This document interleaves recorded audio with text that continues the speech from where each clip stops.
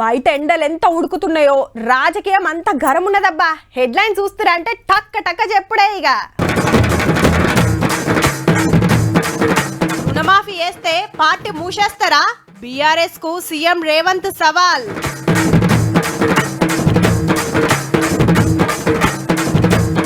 రేపటి నుంచి బస్సు యాత్ర, కారును కాపాడుకునే పాత్ర.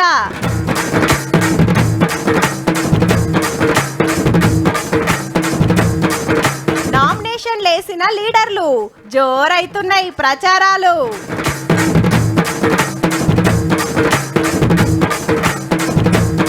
పిఠాపురంలో పవన్ ర్యాలీ, పక్క ఓతడట అసెంబ్లీకి.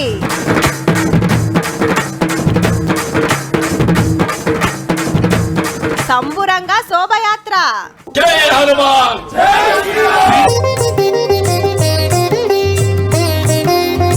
ఇప్పుడు బగ్గ నడుస్తున్న చర్చ ఏందంటే రుణమాఫీ ఎప్పుడు?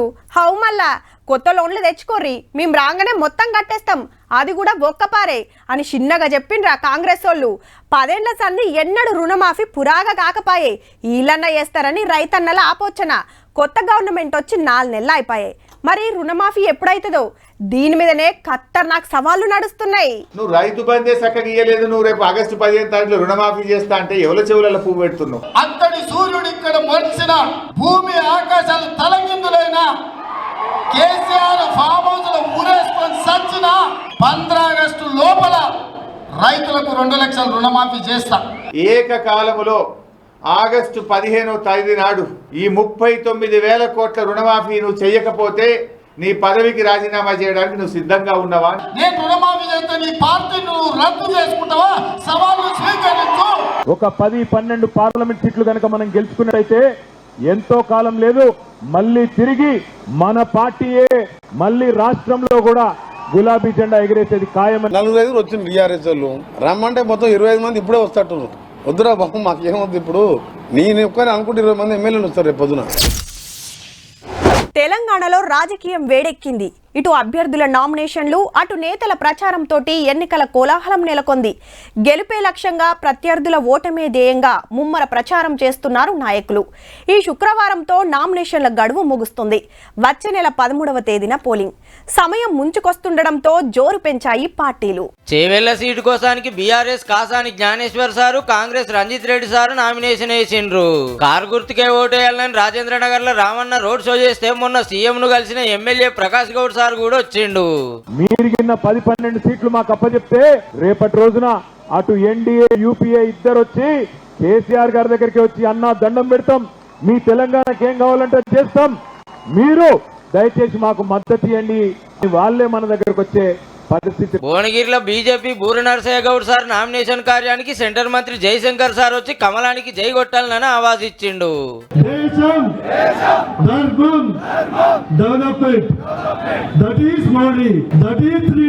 బీఆర్ఎస్ టికెట్ మీద ఆదిలాబాద్ లో ఆత్రం సక్కు సారు, మహిబాద్ లో కవితక్క కాగితాలు ఇచ్చిండ్రు కలెక్టర్లకు. అట్లనే మీటింగ్ పెడితే ఎమ్మెల్యే ఎలక్షన్ ఓడిపోయిన శంకర్ నాయక్ సార్ గిట్లా అన్నాడు. తల్లి పాలు తాకి రొమ్ము గుర్తవుతూ నన్నే అంటుండని ఇటున్న ఎమ్మెల్సీ రవీందర్ రావు సార్ గరంగానే కవితక్కలేసి మైక్ గుంజుకుంది. కాదు, ఇక్కడ మాట్లాడతా అంటే ఇది అయితే కొట్లాడదామంటే కొట్లాడదాం, నో ప్రాబ్లం. ఇక్కడ ఎవరు చేత కాకుండా లేరు. లొల్లి ఇంత ముదురుతుండే వరకు కడమలు సంజాయించిండ్రు. ఇక Medak BJP candidate Raghunandan sir గిట్లా అన్నాడు. ఆ బంధం విడదీయరాని బంధం. ఒక నారానికి కాంగ్రెస్ బొమ్మ అయితే బీఆర్ఎస్ అనేది బొరుసు, అవి రెండు అట్లే కలిసి ఉంటాయి. కానీ దురదృష్టం ఏంటంటే పైకి వేసినప్పుడు కింద పడితే ఒకటే కనబడుతుంది నీకు. నల్గొండల కంచర్ల కృష్ణారెడ్డి సార్ జోరుగా జులూస్ తీసుకుంటూ వచ్చి నామినేషన్ వేసిండు కార్ టికెట్ మీద.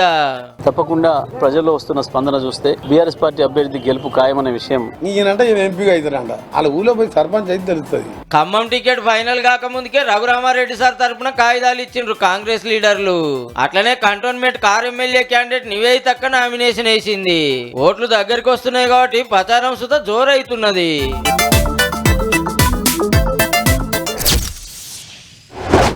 కేసీఆర్ సార్ అయితే ఎన్నడు మా కాడికి రాలే.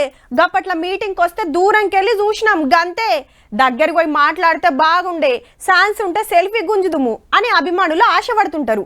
మరి ఇట్లనే ఉంటుందో ఇంకెట్లుంటుందో తెలియదు కానీ బరాబర్ మీ దగ్గరికి రాబోతున్నాడు పెద్ద సారు. ఎందుకో మీకు కూడా ఎరుకుండొచ్చు కానీ వెనకాల ఇంకో కథ కూడా ఉన్నదబ్బా. పార్లమెంట్ ఎలక్షన్ ల కార్ షెడ్డుకు పోకుండా బస్సు ఎక్కుతాడు గులాబీ బాసు. 17 సీట్ల ప్రచారం కోసం రేపటి కాంచి 17 రోజులు బస్సు యాత్ర చేయబోతున్నాడు. నల్గొండ జిల్లా మిర్యాలగూడలో షురువై మే 10 నాడు సిద్దిపేటలో ఒడుస్తుంది. పబ్లిక్ మీటింగుల్లో తప్ప ఏడవుపడని సార్ ఇప్పుడు ర్యాలీలు రోడ్ షోలు చేయాల్సిన పరిస్థితి. రైతులతోటి మాట్లాడతాడట, అమ్మలక్కలతోటి ముచ్చట పెడతాడట. ఒక్క మాటలో చెప్పాలంటే అంత కొత్తగా ఉంటది. తప్పది మరి, కారు కథ అట్లుంది. 5 ఏళ్ల కిందట అధికారంలో ఉండి సారు కారు 16 ఢిల్లీలో సర్కారు దేశ్కి నేత అని ఎంతో ఉరుకులాడితే గెలిచింది 9 సీట్లే. ఇప్పుడు పవర్ బాయ, పార్టీ పలసగాయ, సిట్టింగ్ ఎంపీలు జంపాయే, ఎమ్మెల్యేలు కండువాలు మార్చుడాయే. లిక్కర్ దందా కేసుల కవిత అరెస్టులు, ఫోన్ ట్యాపింగ్ కేసులు, కాళేశ్వరం ఎంక్వైరీలు. అసలు పార్లమెంట్ ఎలక్షన్ల తర్వాత బీఆర్ఎస్ పార్టీ ఉండదనబట్టి సర్వేల్లో 1-2 సీట్లు వస్తే అదే ఎక్కువ. ఆయనతో ఇదే కథ అయితే ఎట్లా అని అధ్యక్షుల వారు బస్ ఎక్కి పబ్లిక్ కాడికి పోతుండన్నట్టు. కాంగ్రెస్ వల్లే కరువు వచ్చింది, రుణమాఫీ చేస్తలేదు, 500 బోనస్ ఇస్తలేదు, కరెంట్ ఉంటలేదు, హామీలు తీరుస్తలేదు, బీజేపీ వల్ల దేశం తెరలైంది, తెలంగాణకి ఏమి ఇయ్యలేదని బగ్గ ప్రచారం చేసి పార్టీకి పతారమించి సీట్లు పెంచుకునే తండ్లాట అన్నట్టు. ఇయాల్టికైతే గింతే. రేపు యాత్ర చాలైనాక ఎట్లా నడుస్తుంది, పబ్లిక్ ఏమనుకుంటారో చెప్పుకుందాం.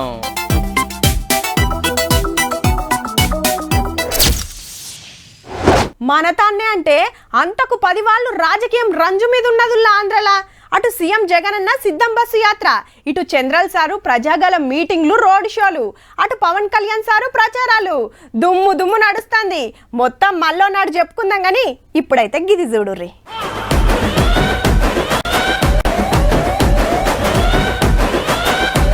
ఇట్రోకు అట్రోకు వెనకాల ముంగట ఈ పక్క ఆ పక్క ఎటు చూసినా పబ్లికే పబ్లిక్.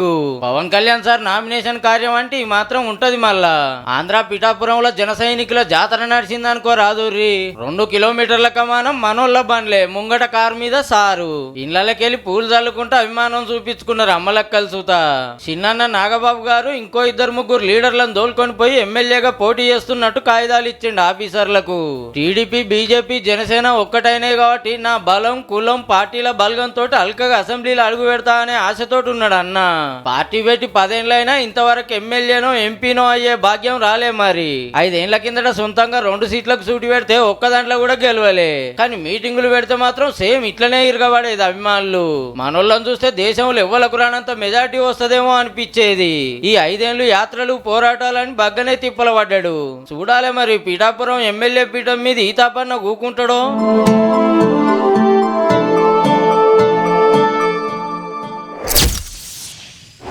ఎన్నికల పోటీ చేయాలంటే ఉత్తముచ్చట కాదుల్లో, మస్తు పైసలు ఉండాలి. మందిని ఎంటేసుకొని ప్రచారానికి పోవాలి, వాళ్ళ తిండి తిప్పలు అరుచుకోవాలి. బ్యానర్లు, జెండాలు, కార్ల కిరాయి, ఆటిళ్ళ డీజిలు, ఇట్లా బొచ్చడు ఖర్చులు ఉంటాయి.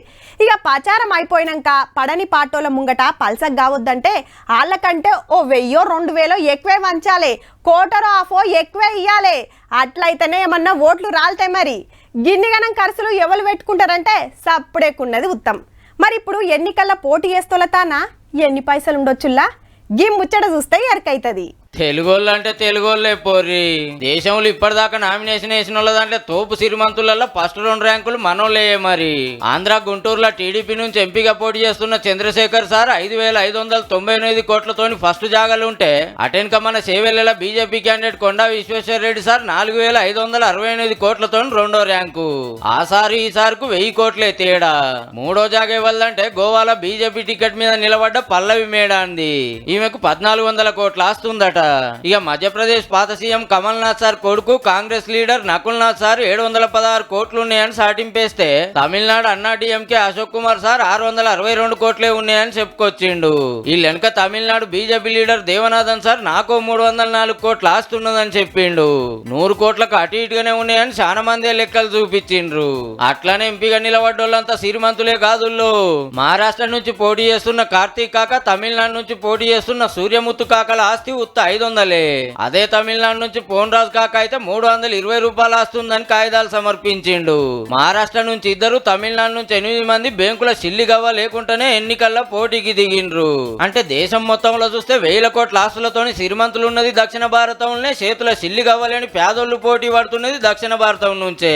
రెండిట్ల మనోళ్ళే రికార్డు కొట్టేసిర్రు పోరి. నేను ఎమ్మెల్యేగా పోటీ చేస్తున్నా, నేను ఎంపీగా నిలబడుతున్నా అని ఇంట్లో కూకొని పేపర్లు టీవీలో సాటింపేస్తే అయిపోతుందా? లేలే, ఎంత పతారున్నా పబ్లిక్లో తిరగాల్సిందే. వాళ్ళ మంచి చెడ్డలు అరుచుకొని తిప్పలు చూసి సమస్యలు అడిగి గెలిచినాక అవి తీర్చాలి.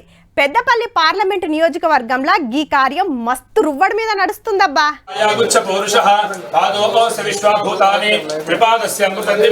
దత్తాత్రేయుడికి పూజలు కట్టి బైక్ ఎక్కిండు Peddapalli Congress candidate Vamshi sir.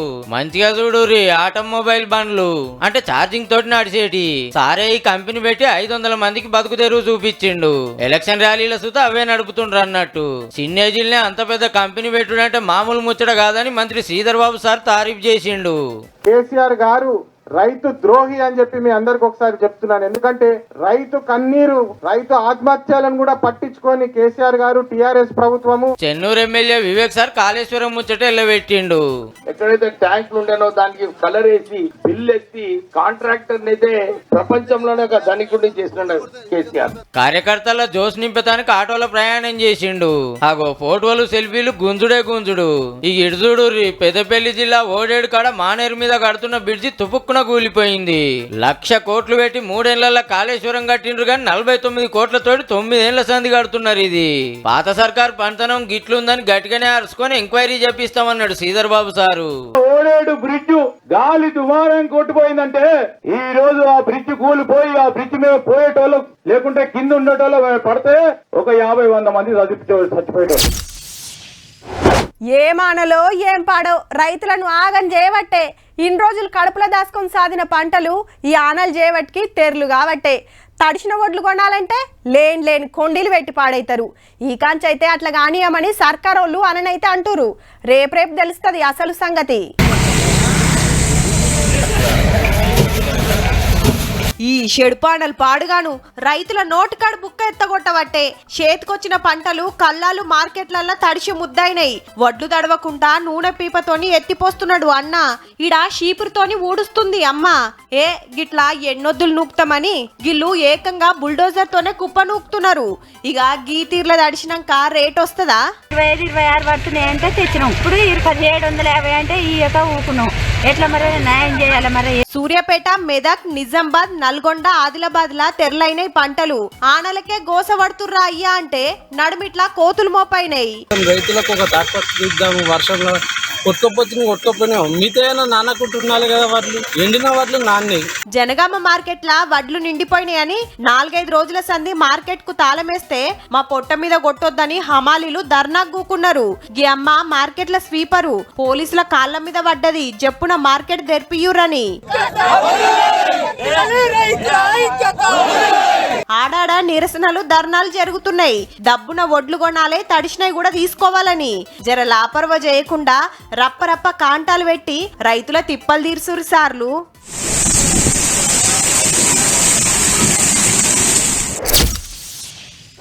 Congress, BJP, BRS, MIM, CPM పార్టీల లీడర్లే కాదు, సొంతంగా సుత బొచ్చడు మంది నిలబడతారు ఎలక్షన్ల. వాళ్లకు పార్టీల గుర్తులు రావు, వెనకాల పెద్ద బలం ఉండదు, బలగం అగబడది. గెలుస్తామా ఓడుతామా అన్నది సుత లెక్క కాదు, పోటీ చేయాల్సిందే. సమస్యల మీద ఇదో ఎరైటి నిరసన అనుకోరాదు రీ. ఇప్పుడు గీ ముచ్చట దేనికంటే, హాయ్ ఫ్రెండ్స్, నేను బర్రెలక్కను నాగర్ కర్నూలు ఎంపీగా నిలబడుతున్నా. మీరంతా నాకే ఓటేస్తారు కదా ఫ్రెండ్స్. హౌ పార్లమెంట్ ఎలక్షన్ల సుత నిలబడుతుంది. ఇంటోళ్లతోటి పోయి నామినేషన్ వేసింది. పార్టీ లేవు, జెండాలు లేవు. ఇప్పుడు కూడా సొంతంగానే పోటీ చేస్తుంది. అసలు పేరు శిరీష. చదువుకున్నా కొలువులు వస్తలేవు, బర్లు కాస్తున్న ఫ్రెండ్స్ అని ఓ వీడియో వేస్తే అది మస్తు గిరికలు కొట్టి బర్రెలక్క అని పేరొచ్చింది. నిరుద్యోగుల తరపున మొన్న అసెంబ్లీ ఎలక్షన్ల కొల్లాపూర్లా పోటీ చేసింది. ప్రచారం చేస్తుంటే ఓర్వలేనోళ్ళు అటాక్ చేసే వరకు సోషల్ మీడియాలో మస్తు సపోర్ట్ దొరికింది అక్కకు. పెద్దోళ్ళు ఇమ్మతిచ్చిండ్రు. కేసు హైకోర్టు దాకా పోతే సెక్యూరిటీ పెట్టురని ఆర్డర్ వచ్చింది. పబ్లిక్ లా బగ్గనే తిరిగింది గాని ఓట్లే పెద్దగా వడలే. ఉత్త 5,500 మందే ఓటేసిండ్రు. మొన్ననే లగ్గమైంది, ఇప్పుడు ఎంపీగా నిలబడ్డది. పార్టీల హిమ్మతి లేకుండా, లీడర్ల సపోర్ట్ లేకుండా, కోట్లు ఖర్చు పెట్టే తాకత్ లేకుండా కొట్లాడుతుంది కాబట్టి ఈ తాపకేమైతుందో చూడాలి. All the best Barrelakka.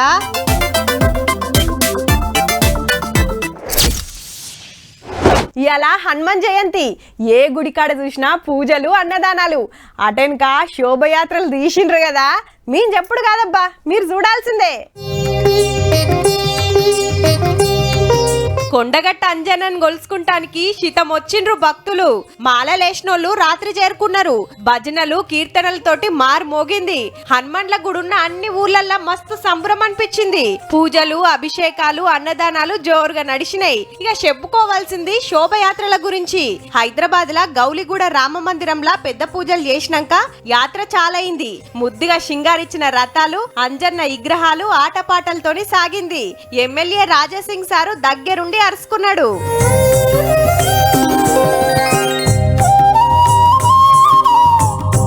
కోటి, Kachiguda, Narayanaguda, RTC cross road, Kavadiguda, Ram Gopal Pet, Paradise మీదకెళ్లి తాడ్బండ్ హనుమాన్ గుడికి చేరింది శోభయాత్ర. మొత్తం 13 కిలోమీటర్లు.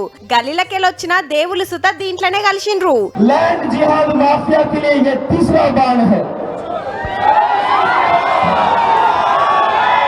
ఇటు చూడుర్రి, నిజామాబాద్ లో కూడా జోరుగా నడిచింది. ఎంపీ అరవింద్ సార్ అయితే డాన్స్ కూడా చేసిండుల్లో.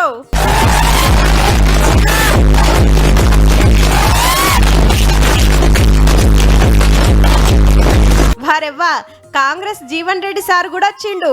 ఎలక్షన్ లో పోటీ పడుతున్నోళ్లను శోభయాత్ర ఒక్క కాడ కలిపిందన్నట్టు.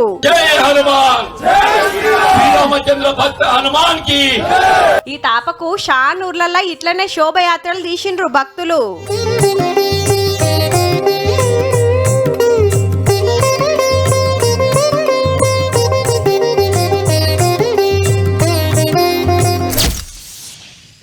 మేడారం జాతర, ఐలేడు జాతర, కొమరెల్లి జాతర, పెద్దగట్టు జాతర, నాగోబ జాతర, ఏడుపాయల జాతర, ఇట్లా ఏది తీసుకున్నా జాతర టైంలోనే కాకుండా ఉత్తప్పుడు సుత బగ్గనే పోతారు భక్తులు.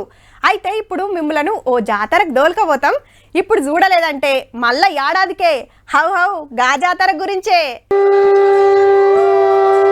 సలేశ్వరం జాతర జోరుగా నడుస్తుందిలో. శివయ్య భక్తులు శీతం పోతున్నారు.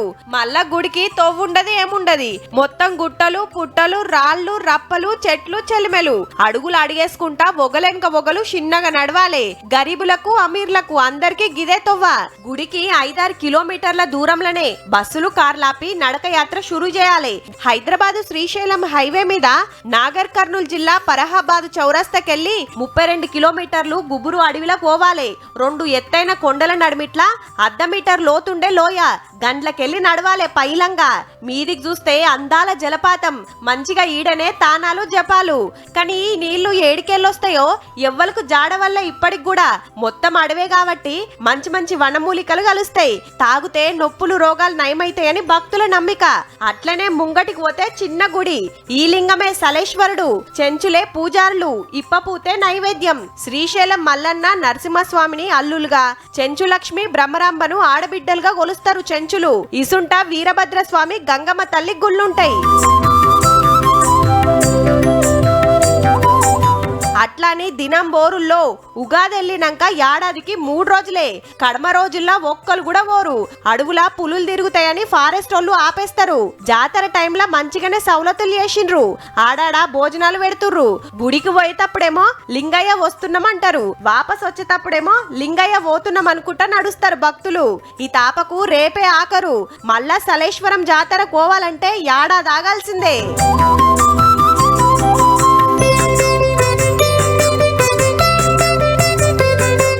చూసిండ్రు కదా. ఇక ఇవ్వుల్లా ఇయాల్టి తీన్మార్ వార్తలు ఉంటామల్లా.